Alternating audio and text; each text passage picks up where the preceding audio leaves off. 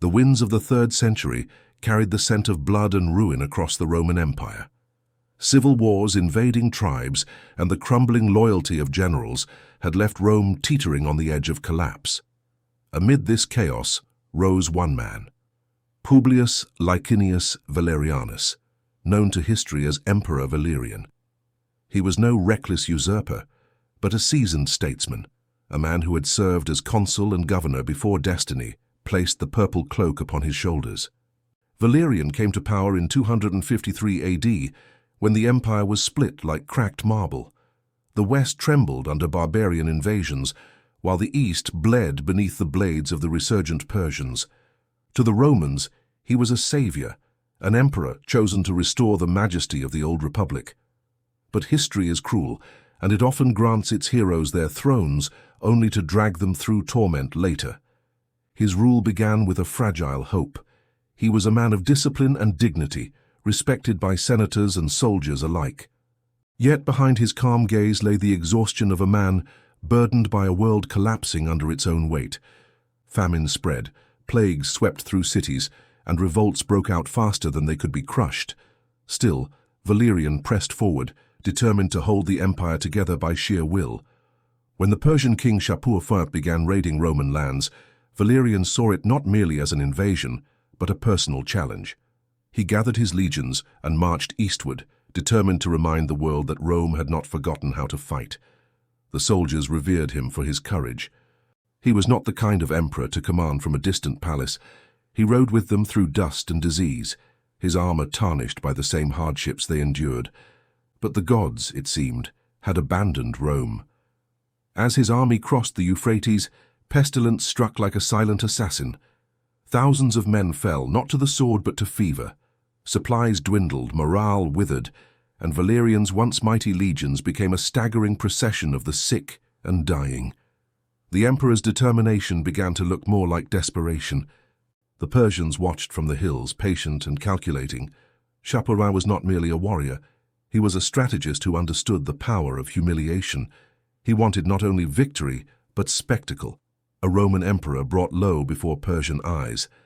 Valerian, unaware of how completely fate had turned against him, sought peace. He sent envoys to Shapur, hoping to negotiate terms, perhaps even a truce to save his weakened army. It was a fateful decision. The meeting between Valerian and Shapur would become one of the most infamous betrayals in ancient history. The Roman emperor approached under the banner of diplomacy, unarmed, with a retinue of guards. He believed that even among enemies, certain codes of honor were sacred. But Shapur had no use for such illusions. He saw in Valerian not an equal, but a prize. When the emperor reached Shapur's tent, the Persians surrounded him. The Roman guards were slain and Valerian was seized. The soldiers who watched could scarcely believe their eyes. The ruler of the known world, the Imperator of Rome, dragged away like a captive slave. No Roman emperor had ever been captured alive by a foreign power before. It was an unthinkable humiliation, one that shattered the last illusions of Roman invincibility. Far from Rome, in the heat of the Persian plains, the proud emperor found himself a prisoner. The golden crown that once symbolized divine authority was torn from his head. His imperial robes were replaced with rags. In Shapur's court he was paraded like a trophy, his name whispered with a mixture of awe and mockery. The Persian courtiers knelt before their king as Valerian stood chained beside him, a living monument to Persia's triumph. Back in Rome, the news spread like wildfire. Senators wept, generals cursed the gods, and the people refused to believe it. An emperor captured alive. It defied every legend Rome had built about itself. Some claimed it was false, others whispered that it was punishment for the empire's sins. Christianity was spreading in secret, and many saw Valerian's downfall as divine retribution, for he had persecuted believers during his reign. In the Persian capital, Shapur was reveling in his vengeance. He had watched his father and grandfather humiliated by Roman might, and now he held in his hands the very embodiment of that power. Yet Shapur did not kill Valerian outright. Death, after all, could be merciful. Instead, he chose to keep him alive, to make him a symbol of Rome's degradation for as long as he breathed. Valerian was forced to serve as Shapur's servant. Whenever the Persian king mounted his horse, Valerian was brought forward and made to kneel. Shapur would step upon the emperor's back as if he were a living footstool. The once proud ruler of millions endured it in silence, his body bending under the weight of the man who now owned his fate. Those who saw it said that Valerian's eyes never lost their dignity, even as his spine trembled. To the Persians it was justice, to the Romans an unspeakable insult. But to history it was something far darker, the moment when Rome's divine aura cracked and emperors became mortal again. Years passed and still Valerian lived, aging, broken, and forgotten by his people. He watched the Persian Empire thrive while his own fell further into chaos. He became a ghost in a foreign court, a relic paraded for the amusement of kings. And all the while whispers grew that Shapur was planning something even more dreadful, a final act of cruelty to seal his legend. No one knew what form that vengeance would take. Some said he would blind Valerian. Others whispered that he would flay him alive. But those who knew Shapur best said he was too clever for such simple brutality. He wanted a punishment that would echo across centuries, one that would burn the name of Valerian into the chronicles of horror. And in time that punishment came. In a land of blazing heat and gleaming bronze, the Persians prepared their cauldrons. The air would soon be filled with the hiss of oil, the stench of scorched flesh, and the cries of a fallen emperor whose suffering would become legend. But that day was yet to come. For now Valerian lived on, a man of Rome, surrounded by Persians, carrying the unbearable weight of an empire's shame upon his bent and weary shoulders. Quick reminder. Please subscribe the channel before we continue the video. The years of captivity dragged on like a punishment without end. The great Emperor Valerian, once ruler of the Roman world, was now little more than a ghost bound in chains. Each sunrise brought the same cruel rhythm, humiliation, servitude, and the bitter taste of memory. He who had commanded legions now fetched water for Persian soldiers, his imperial hands cracked and burned from labor. The court of King Shapur I glittered with jewels, incense, and triumph. Persian nobles gathered often to feast, their laughter echoing through marble halls, as Valerian, the Roman emperor, stood silent among them, a living reminder of Persia's supremacy. His presence was not hidden. It was showcased. Whenever foreign envoys arrived, Shapur would summon Valerian forth, forcing him to kneel before the throne, so all might witness the fall of Rome's greatest son. The humiliation reached its cruelest form in the royal stables. Before each royal procession, Valerian was dragged before Shapur's horse. The emperor would kneel on the hot earth, and Shapur, with deliberate contempt, would step onto Valerian's back to mount his steed. The onlookers would bow as their king rode away, his boots dirtied not by soil, but by the spine of Rome. Those moments shattered what remained of Valerian's pride, but not his will to live. Some said he endured because he hoped for rescue, that one day Roman legions would storm the Persian gates and free him. Others whispered that he lived out of spite, refusing to give Shapur the satisfaction of his death. His eyes, though sunken and tired, still held the faint glow of imperial defiance. But Shapur's cruelty knew no end.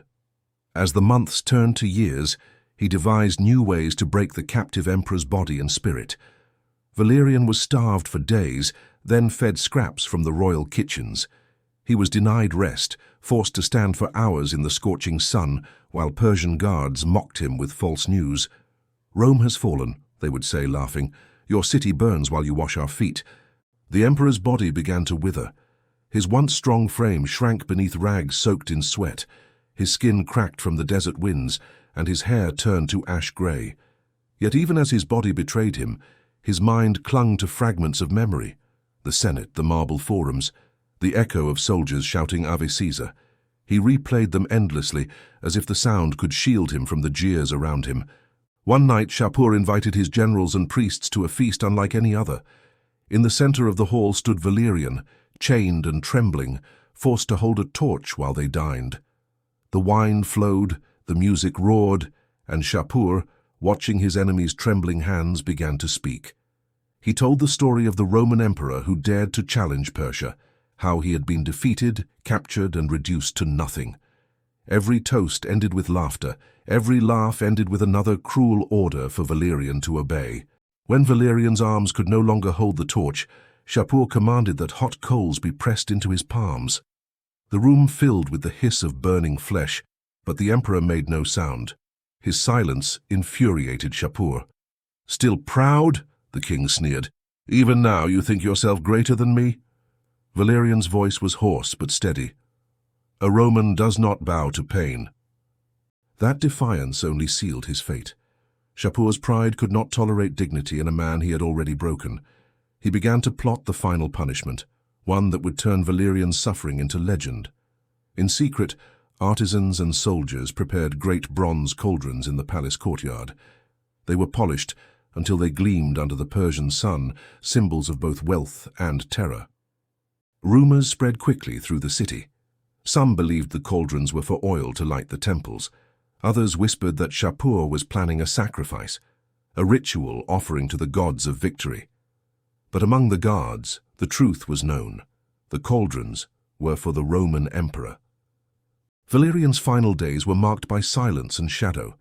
He was moved to a dark chamber beneath the palace, chained to the wall, his only light a narrow slit of sun that crawled across the floor each morning.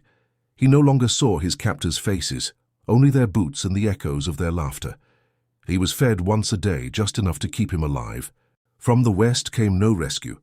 The Roman Empire, fractured and weary, had neither the strength nor the unity to save him.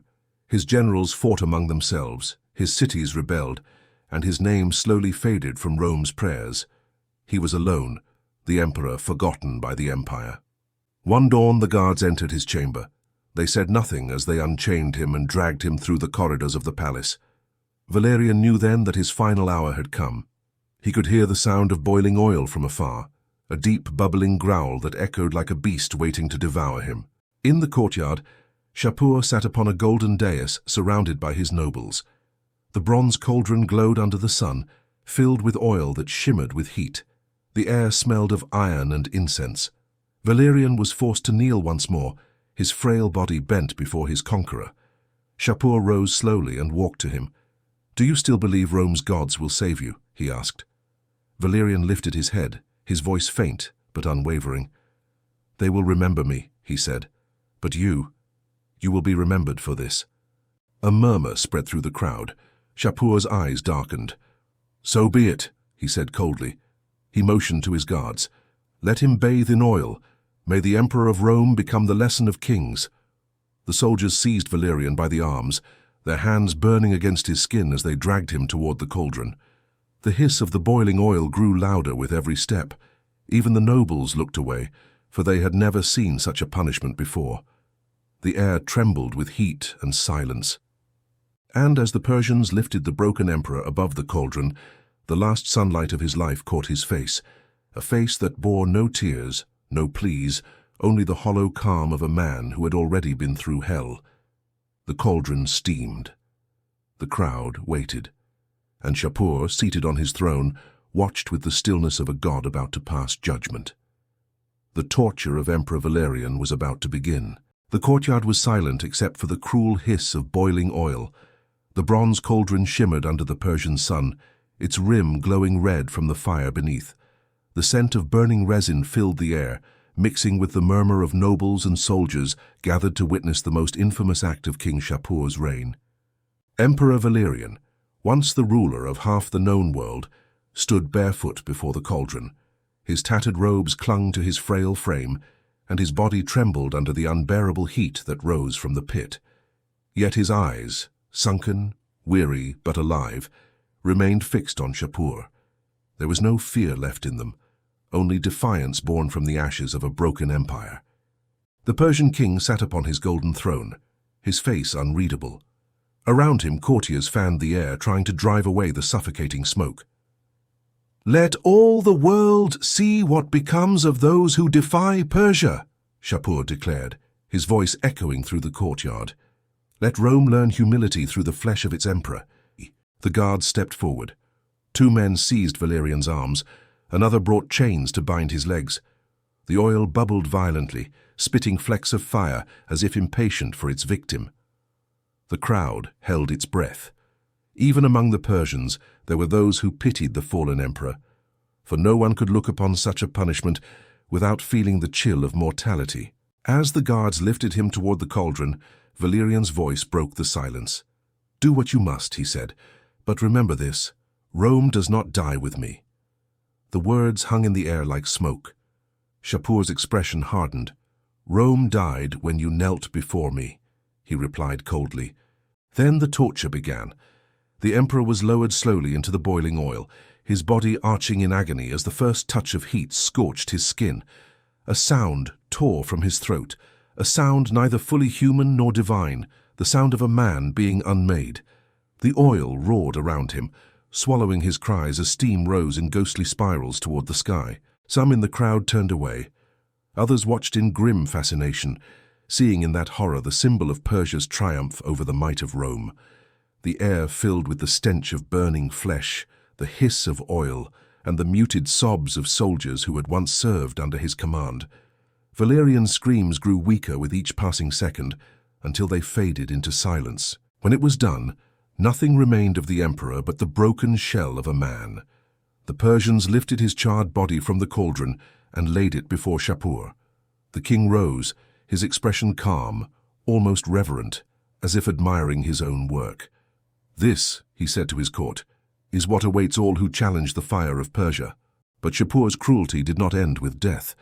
He ordered Valerian's body to be flayed, his skin carefully peeled away and stuffed with straw to form a lifelike figure. The grotesque effigy was displayed in the main temple of Persepolis, a permanent reminder of Rome's humiliation. Foreign envoys were forced to bow before it as they entered Shapur's court, a warning carved in flesh and legend. Across the empire, word of Valerian's fate spread like wildfire. In Rome, disbelief turned to horror. The Senate fell into chaos. Generals wept with rage.